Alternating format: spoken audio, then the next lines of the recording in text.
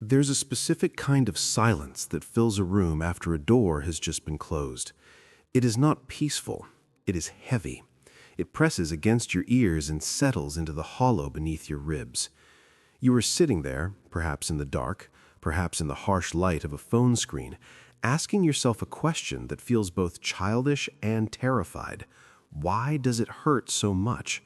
And more importantly, why do we keep doing it? If love is the source of our greatest pain, why is it also the only thing that seems to make life worth living? We are rational creatures, or so we tell ourselves. We build cities, we split atoms, we map the stars. We are obsessed with logic, efficiency, and self-preservation, and yet we willingly walk into the fire of another person. We hand them the power to destroy us, and we call it romance. We stake our entire emotional stability on the unpredictable weather of someone else's heart. You have felt this, the dizzying high when they text back, and the crushing physical withdrawal when they don't. The way your identity seems to dissolve and reform around them, like water taking the shape of a glass. And when the glass breaks, you spill. You are left wondering if you were ever solid to begin with. This isn't just about a breakup. This is about the fundamental human drive to merge, to lose oneself, to find a cure for the solitary confinement of being a conscious mind trapped in a single body. We are going to look at this not through the lens of pop songs or romantic comedies, which lie to us, but through the lens of philosophy, specifically the piercing, uncomfortable insights of thinkers like Simone de Beauvoir and the existentialists. We are going to ask why we love, and we are going to find that the answer is terrifying, because the answer is not that we love to be happy, we love because we are afraid to be free. Let's go back to the beginning, not your beginning, but the beginning of the story we tell ourselves. There is an ancient myth originating from Plato's Symposium that haunts every single relationship you have ever had. The story goes that human beings were once double creatures. We had 2 faces, 4 arms, 4 legs.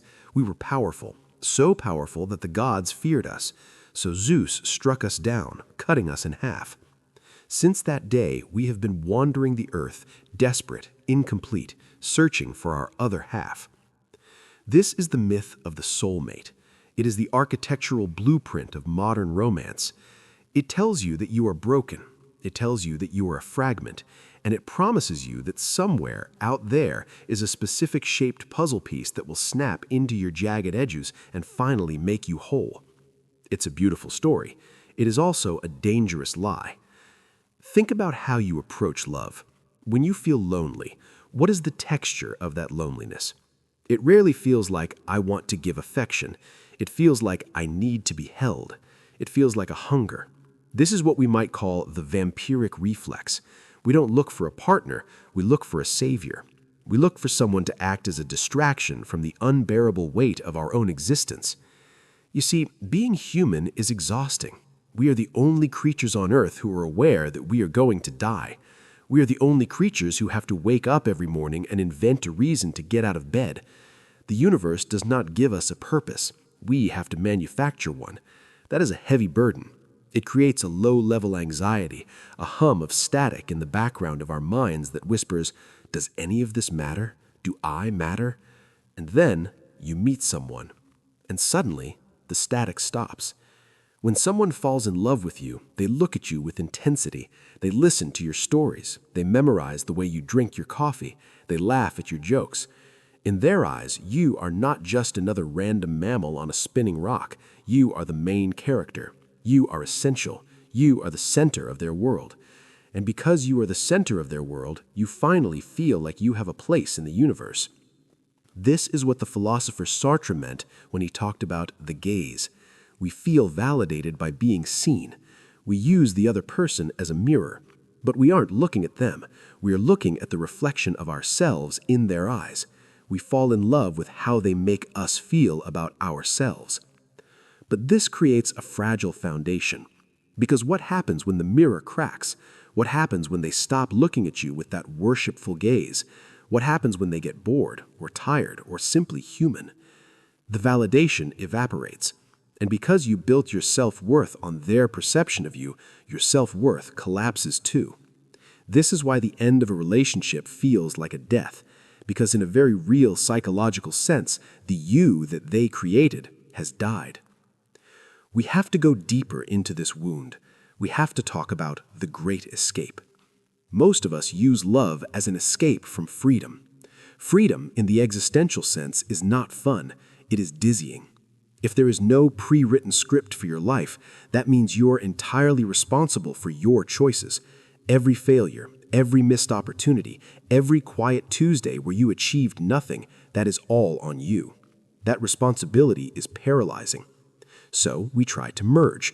We try to become one with someone else so that we don't have to be ourselves anymore. We want to be subsumed. We say things like, "I am nothing without you," and we think it sounds romantic. But if you listen closely, it sounds like a confession of non-existence. It is a plea to be relieved of the burden of being an individual. Skye C. Cleary, interpreting the works of Beauvoir, points out that this is where love becomes toxic. It becomes a form of idolatry. We turn our partners into gods. We expect them to provide us with meaning, security, excitement, and stability. We expect them to be our therapist, our best friend, our parent, and our lover. We crush them under the weight of our expectations. Think about a time you felt jealous, not just a little envious, but that hot, sick feeling in your stomach. Where does that come from? It comes from the realization that the other person is free. They are not an object you own. They are a consciousness, a subject, a world unto themselves. They can choose to leave. They can choose to look away. And that freedom terrifies us. So we try to control it. We create rules, we play games, we monitor texts, we use guilt. We try to turn the other person into an object that we can keep on a shelf, predictable and safe. We kill the very thing we claim to love, their freedom, because their freedom is a threat to our security. We are like children clutching a bird so tightly that we crush it because we are terrified it will fly away. But this behavior doesn't make us bad people. It makes us traumatized people. It stems from the earliest moments of our lives.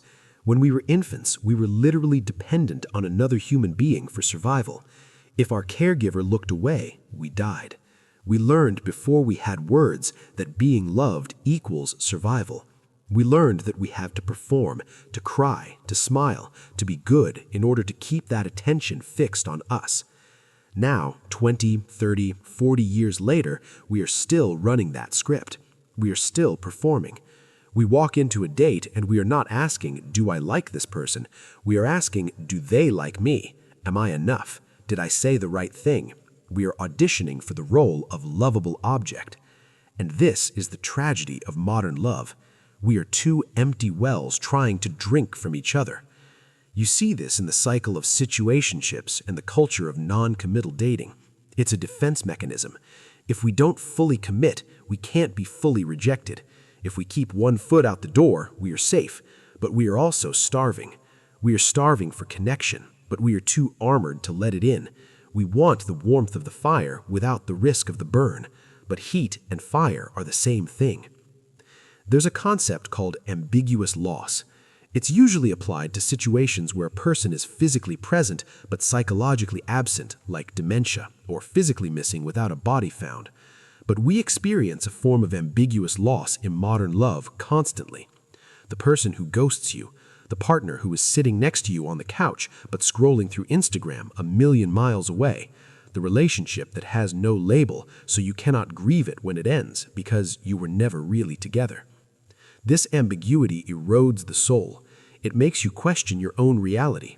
It creates a state of hypervigilance where you are constantly scanning for threats, constantly reading into the tone of a text message, constantly waiting for the other shoe to drop.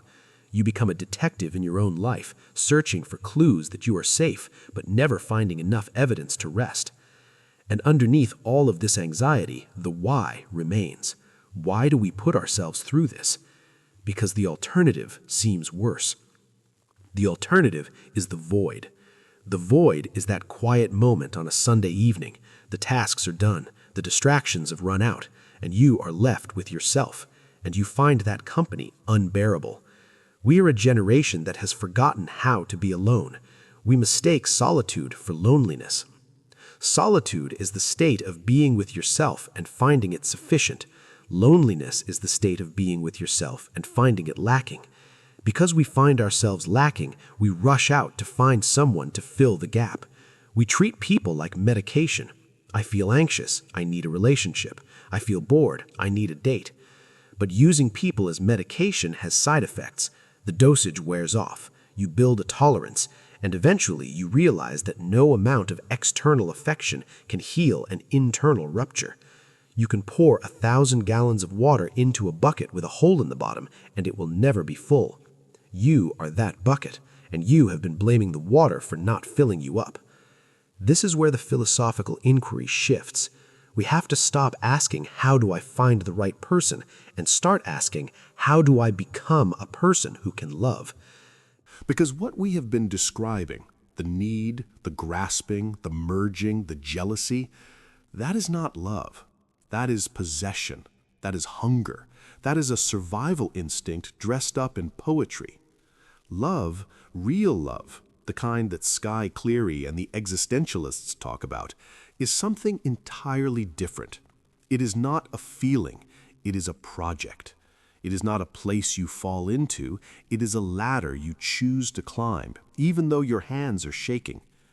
But to understand this different kind of love, this dangerous, liberating adult love, we first have to destroy the fantasy.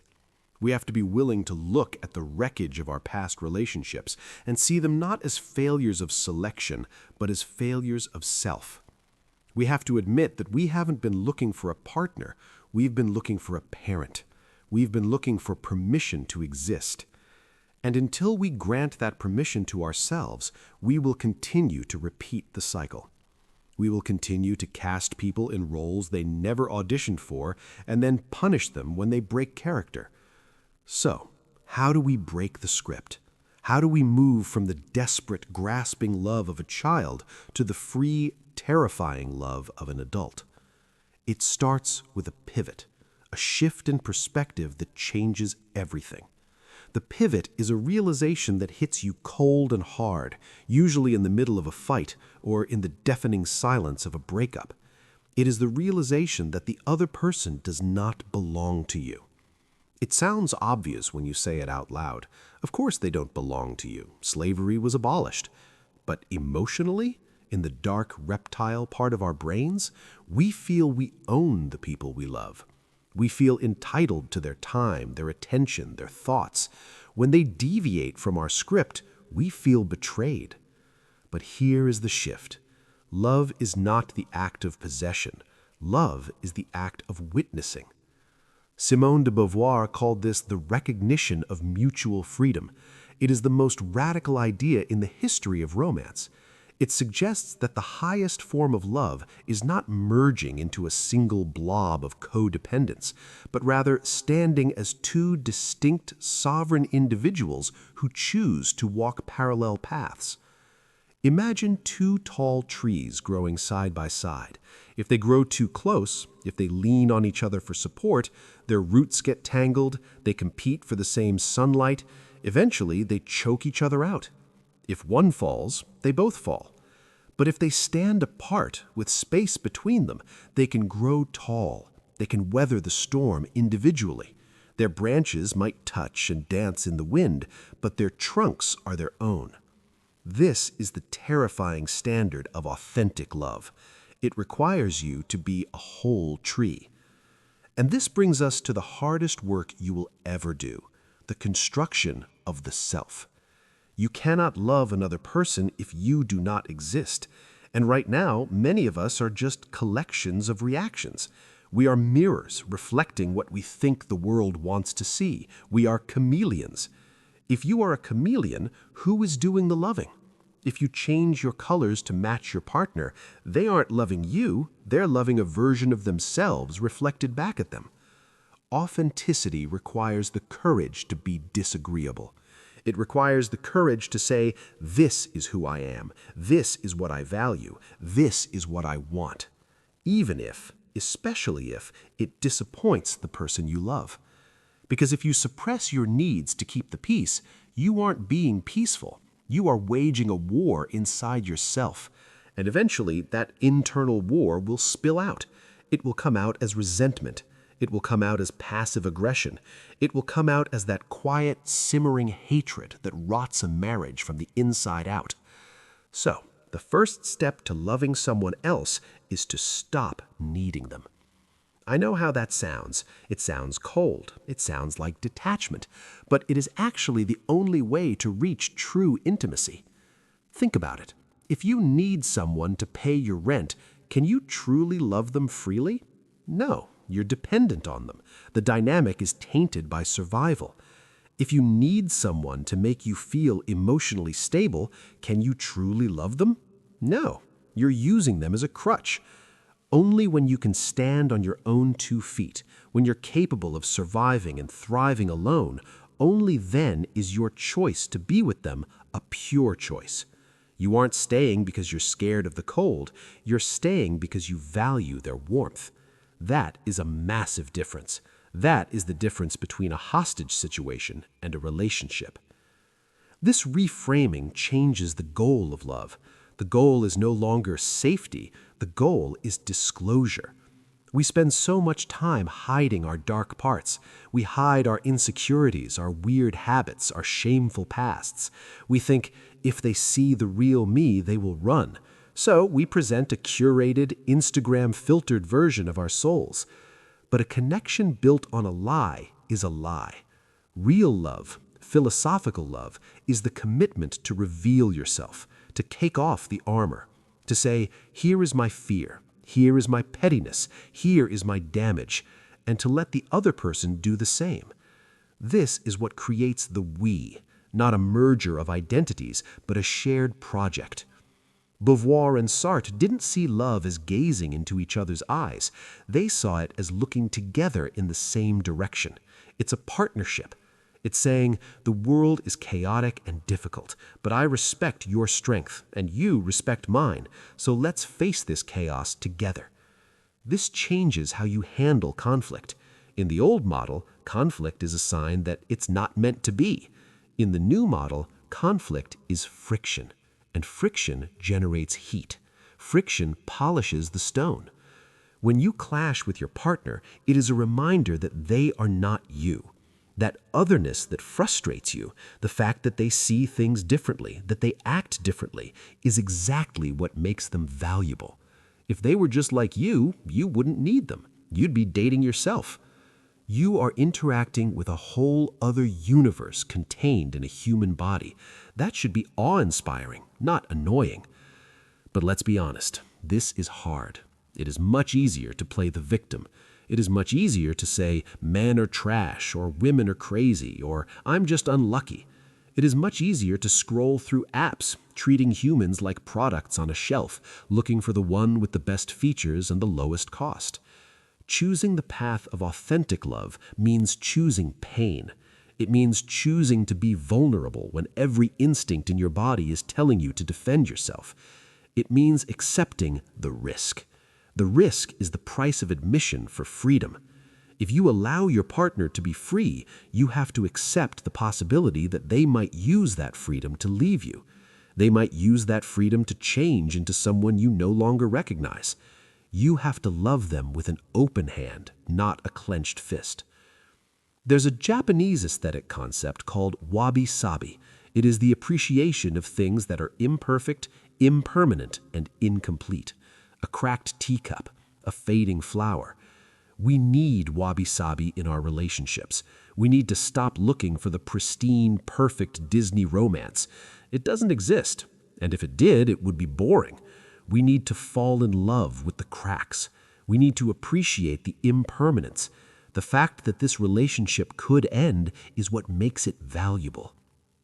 If you live forever, time would be meaningless. If a relationship was guaranteed to last forever, we would take it for granted. The fragility is what makes it precious. So, where does this leave you? You are still sitting in that room. The silence is still there. But maybe the quality of the silence has changed. Maybe you realize that the hollow feeling in your chest isn't a sign that you are broken, it's just space.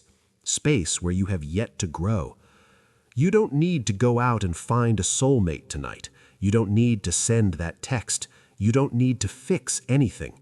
You need to turn inward. You need to start the slow, unglamorous work of building a life that you respect, a life where you are the protagonist, not the supporting character waiting to be saved. Read the books you want to read. Build the body you want to live in. Cultivate your mind. Face your demons alone in the dark until you are no longer afraid of them. Become a person of substance. And then, one day, you might meet someone, and you won't latch on to them like a drowning man grabbing a piece of driftwood. You will meet them as an equal. You will look at them and say, I do not need you to live. I am complete on my own, but I am fascinated by you, and I choose to walk beside you. That is not the love of a child. That is the love of an adult. It is not safe. It is not guaranteed. It is wild and dangerous and free. The cage door is open. It always has been. The only thing keeping you inside was the fear that you couldn't fly on your own. But look at your hands. Look at your life. You are the architect. You are the author. The story isn't about finding the one. The story is about becoming the one. And the next chapter starts the moment you stop waiting for permission to write it.